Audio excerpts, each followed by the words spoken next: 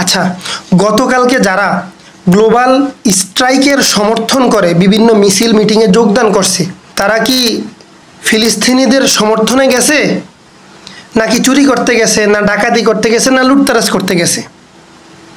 বিভিন্ন video footage দেখলে তো মনে হয় তারা ফিলিস্তিনিদের সমর্থন করতে যায়নি। তারা গেছে চুরি করার জন্য, তারা গেছে লুটতরাজ করার জন্য, তারা গেছে ডাকাতি করার জন্য, তারা গেছে দেশের সম্পদ নষ্ট করার জন্য। অন্যের সম্পদ আত্মসাৎ করার নাম বিরোধিতা না, অন্যের সম্পদ লুটতরাজ করার নাম বয়কট না। আমাদের উদ্দেশ্য ছিল যারা আমাদের ভাইদের উপর, আমাদের বোনদের উপর নির্মমভাবে নির্যাতন করে তাদেরকে আমরা বয়কট করব, তাদের পণ্য বর্জন করব এবং তাদের পণ্যগুলো বর্জন করার মধ্য দিয়ে তাদেরকে আর্থিকভাবে আমরা দুর্বল করে ফেলব। এইটা ছিল আমাদের উদ্দেশ্য এবং আমাদের উদ্দেশ্য ছিল সম্পূর্ণভাবে তাদের সমস্ত প্রোডাক্টগুলোকে আমরা পরিহার করব, এগুলোকে আমরা আর ব্যবহার করব না।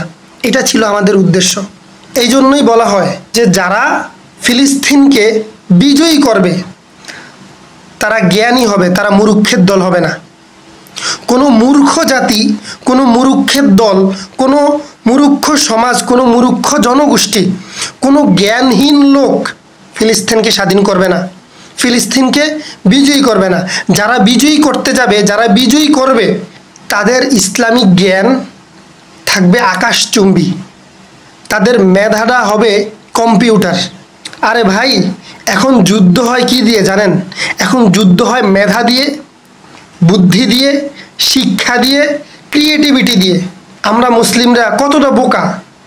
পশ্চিমা রাষ্ট্রগুলো ইসরায়েলকে সাপোর্ট করে, ইসরায়েলকে সমর্থন করে অত্যাধুনিক যুদ্ধ সরঞ্জাম দিয়ে, যেগুলো দিয়ে কোনো জাতিকে নিঃশেষ করে দেওয়া যায়, যেগুলো ব্যবহার করে কোনো জাতিকে সমূলে ধ্বংস করা যায়। এইগুলো দিয়ে পশ্চিমা রাষ্ট্রগুলো ইসরায়েলদেরকে সাহায্য সহযোগিতা করে। তারা ফিলিস্তিনের মুসলিম ভাইদেরকে, মুসলমানদেরকে নিঃশেষ করে দেওয়ার জন্য, শেষ করে দেওয়ার জন্য সহযোগিতা করে বড় বড় মিসাইল দিয়ে, অত্যাধুনিক বোমা দিয়ে, অত্যাধুনিক ড্রোন দিয়ে। আর আমরাও আমাদের মুসলিম ভাইদেরকে সাপোর্ট করি কি দিয়ে জানেন? খাদ্য দিয়ে। মানে আমাদের মতো কতটা বোকা জাতি, আমরা যে কতটা বোকা জাতি, আর আমরা যে কত পিছিয়ে আছি মুসলমানরা। মানে এর থেকেও যদি কেউ শিক্ষা না নিতে পারে, তাহলে আর কোত্থেকে শিক্ষা নিবে?